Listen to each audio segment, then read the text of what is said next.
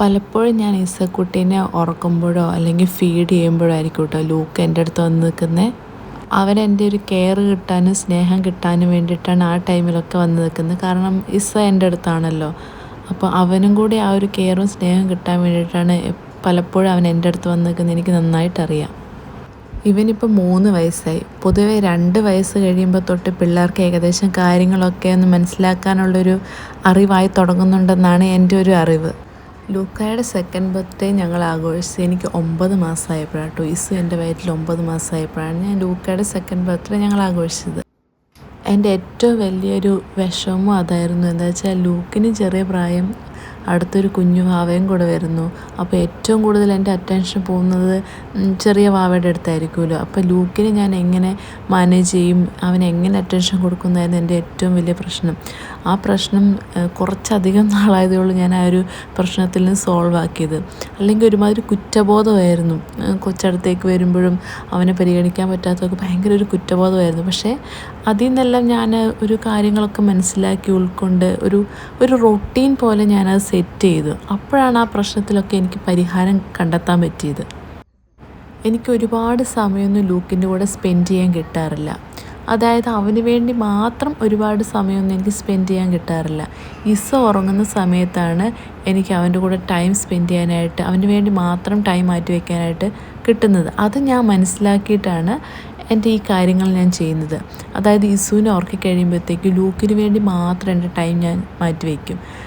ചില ദിവസങ്ങളിൽ വേറെ പല കാര്യങ്ങൾ ചെയ്യാനുണ്ടാവും. എന്നാലും എനിക്ക് കിട്ടുന്ന ഇസു എൻ്റെ അടുത്തില്ലാത്ത സമയത്തൊക്കെ ഞാൻ ലൂക്കിന് വേണ്ടിയിട്ടാണ് കൂടുതലും സമയം ഞാൻ മാറ്റി വയ്ക്കാൻ ശ്രമിക്കുന്നത്.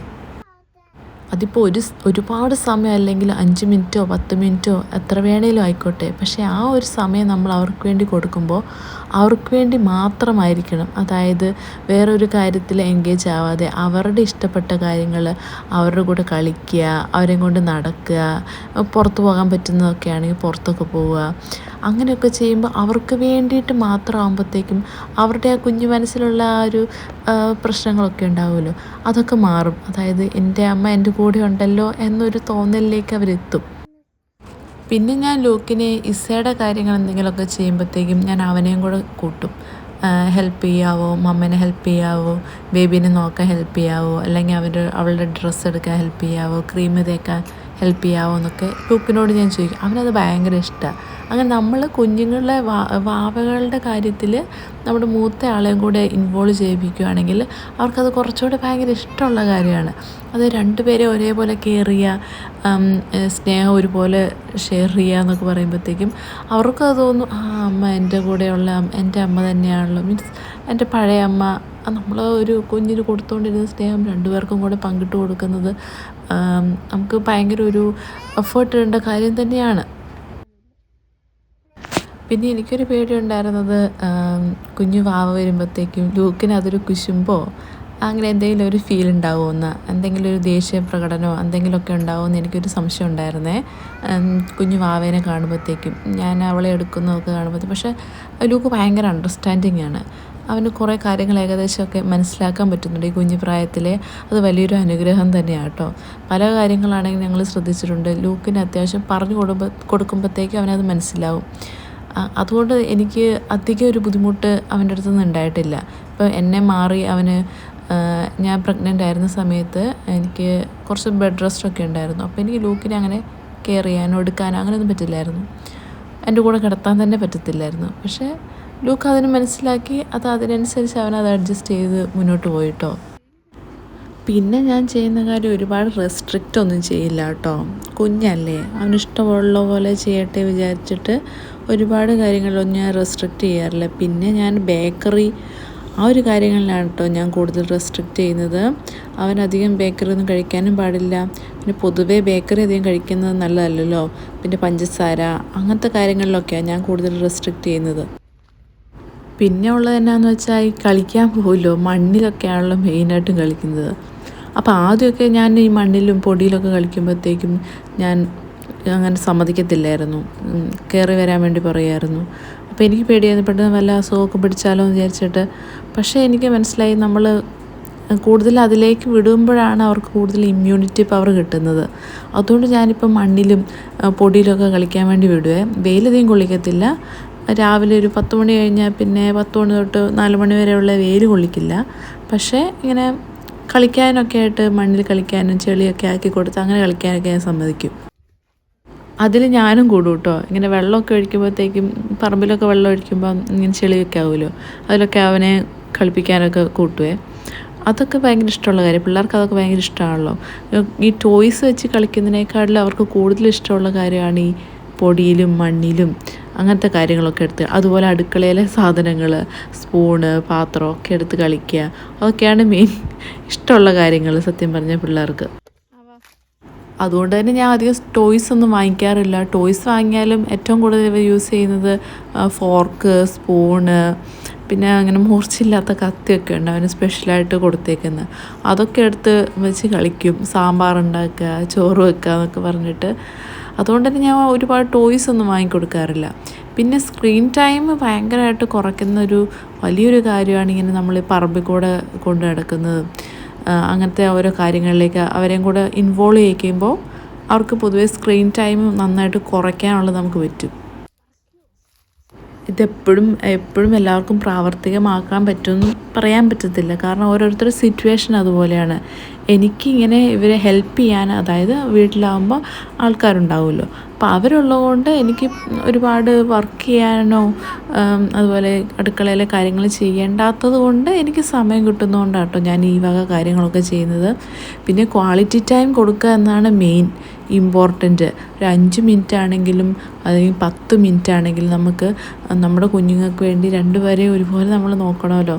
അപ്പോൾ മൂത്തയാൾക്ക് വേണ്ടിയിട്ട് ഒരു 5-10 മിനിറ്റ് നമുക്ക് കൊടുക്കുന്ന ടൈം ഭയങ്കര ക്വാളിറ്റി ടൈം ആയിരിക്കണം. അതായത് നമ്മുടെ ഫോണൊക്കെ മാറ്റി വെച്ച് അവർക്ക് വേണ്ടി മാത്രം. അതവർക്ക് ഭയങ്കര ഒരു ഇമ്പോർട്ടൻ്റ് ഉള്ള കാര്യമാണ്. ഇത് എല്ലാവരും ഒന്ന് ചെയ്യണം കേട്ടോ. ഇപ്പോഴും അതിലൊരു കൺഫ്യൂഷൻ ഉണ്ടെങ്കിൽ നമുക്ക് ചെയ്യാൻ പറ്റുമോ, ഇതെങ്ങനെ കൊണ്ടുപോകും, രണ്ടുപേരെ എങ്ങനെ മാനേജ് ചെയ്യും, എനിക്ക് മെയിനായിട്ടൊരു കുറ്റബോധമായിരുന്നു ഉണ്ടായിരുന്നത്. രണ്ടുപേരെയും ഒരേപോലെ മാനേജ് ചെയ്യാൻ പറ്റുന്നില്ല, അവന് കെയർ ചെയ്യാൻ പറ്റത്തില്ലല്ലോ എന്നോർത്തൊരു കുറ്റബോധമായിരുന്നു. പക്ഷേ ഞാൻ അതിന് വേണ്ടിയിട്ട് കണ്ടെത്തിയൊരു സൊല്യൂഷനാണിത്. അപ്പോൾ ഇതെനിക്ക് നന്നായിട്ട് വർക്കാവുന്നുണ്ട്. അവന് കാര്യം പറയുമ്പോൾ മനസ്സിലാകുന്നുണ്ട്. അതുകൊണ്ട് ഇത് എനിക്ക് നന്നായിട്ട് വർക്കാവുന്നുണ്ട്, എഫക്റ്റീവാണ്. അവന് വേണ്ടിയിട്ടുള്ള ടൈം എനിക്ക് കിട്ടുന്നുമുണ്ട്. അപ്പോൾ നമുക്ക് കിട്ടുന്ന ടൈം അവന് വേണ്ടി മാറ്റി ഞാൻ വയ്ക്കുന്നുണ്ട് കേട്ടോ. അതുകൊണ്ടാണ് എൻ്റെ ഈ കുറ്റബോധമൊക്കെ മാറി എനിക്ക് ഒരു റൊട്ടീൻ നമുക്ക് സെറ്റ് ചെയ്യാൻ പറ്റുവാണെങ്കിൽ, രണ്ടുപേരെയും കൂടെ ബാലൻസ് ചെയ്ത് കൊണ്ടുപോകാൻ പറ്റുന്ന രീതിയിൽ ഒരു റൊട്ടീൻ സെറ്റ് ചെയ്യാൻ പറ്റുവാണെങ്കിൽ അത് വളരെ നല്ല കാര്യം തന്നെയാണ്. നിങ്ങൾക്ക് ഇതുപോലൊക്കെ തോന്നിയിട്ടുണ്ടെങ്കിൽ അതൊരു കുറ്റബോധമായിട്ട് കൊണ്ടു നടക്കരുത് കേട്ടോ. അത് നമ്മുടെ ഒരു അവസ്ഥയാണ്. അപ്പോൾ ഇങ്ങനെയൊക്കെ കാര്യങ്ങളിൽ ഇങ്ങനെ ടൈമൊക്കെ കണ്ടെത്തി അവർക്ക് വേണ്ടിയിട്ട് കൊടുക്കുകയാണെങ്കിൽ അവർക്കും സന്തോഷമാവും, നമുക്കും ഭയങ്കര സന്തോഷമാവും. അപ്പോൾ ഈ ഒരു കാര്യമൊക്കെ പറയാൻ വേണ്ടിയിട്ടാണ് കേട്ടോ ഞാനൊരു കുഞ്ഞു വ്ളോഗ് എടുത്തത്. നിങ്ങൾക്ക് ഇങ്ങനത്തെ കുഞ്ഞുമക്കളൊക്കെ ഉണ്ടോ? എൻ്റെ പോലെ നിങ്ങൾക്ക് ഇങ്ങനെ മോം ഗിൽറ്റൊക്കെ ഫീൽ ചെയ്തിട്ടുണ്ടായിരുന്നോ? നിങ്ങളുടെ അനുഭവമൊക്കെ ഒന്ന് കമൻറ്റ് ചെയ്യണേ. പിള്ളേരൊക്കെ പെട്ടെന്ന് അങ്ങ് വളർന്നു പോകും. അപ്പോൾ പിന്നെ ഈ നിമിഷമൊക്കെ നമുക്ക് അങ്ങോട്ട് മിസ് ചെയ്യും. അപ്പം കിട്ടുന്ന നിമിഷമൊക്കെ നന്നായിട്ട് അങ്ങ് എൻജോയ് ചെയ്യുക. സ്കൂളിൽ പോകാൻ തുടങ്ങുന്നോടെ വരെയുള്ളൂ ഈ പുറകെ നടത്തവും വഴക്കും നമ്മുടെ പുറകെ നടക്കലൊക്കെ. അപ്പോൾ അത് ഇപ്പം നമുക്കൊരു ബുദ്ധിമുട്ട് പോലെ തോന്നുമെങ്കിലും പിന്നീട് അതില്ലാതെ വരുമ്പോഴത്തേക്ക് ഭയങ്കര വിഷമം തോന്നും. അതായത് അവർ സ്കൂളിലൊക്കെ പോയി കഴിയുമ്പോഴത്തേക്ക് നമുക്കൊരു ഒറ്റപ്പെടൽ പോലെ ഫീൽ ചെയ്യും. അവരുടെ കുഞ്ഞു കളിയും ചിരിയും ഒക്കെ നമുക്ക് മിസ് ചെയ്യും. അപ്പം ഈ ഒരു സമയമൊക്കെ നന്നായിട്ട് അങ്ങ് എൻജോയ് ചെയ്ത് അവരുടെ കൂടെ കൂടിക്കോളുക. അപ്പോൾ ഇത്രയൊക്കെ ഉള്ളൂ കേട്ടോ. ഇങ്ങനെയൊക്കെ എനിക്ക് പറയണം തോന്നി, അതുകൊണ്ടാണ് ഞാനൊരു കുഞ്ഞു വ്ളോഗ് എടുത്തത്. ഞാൻ എങ്ങനെയാണ് എൻ്റെ രണ്ടുപേരെയും മാനേജ് ചെയ്യുന്നത് എന്നൊക്കെ ഇപ്പോൾ ഏകദേശം മനസ്സിലായില്ലേ? രണ്ടുപേരെയും എങ്ങനെ സ്നേഹമൊക്കെ രണ്ടുപേർക്കും ഒരുപോലെ പങ്കിടുന്നു എന്നൊക്കെ. അപ്പോൾ ഏതായാലും ഇപ്പോൾ ഐസക്കുട്ടി ഇപ്പോൾ ഏറ്റു വരും. ഇനിയിപ്പം ഞങ്ങൾ 3 പേരും കൂടെ കുറച്ച് നേരമൊക്കെ കളിച്ചുകൊണ്ടൊക്കെ ഇരിക്കും. അപ്പോൾ അത്രയൊക്കെ ഉള്ളൂ കേട്ടോ. ഇനിയിപ്പം അടുത്ത വ്ളോഗിൽ കാണാവേ. ബൈ.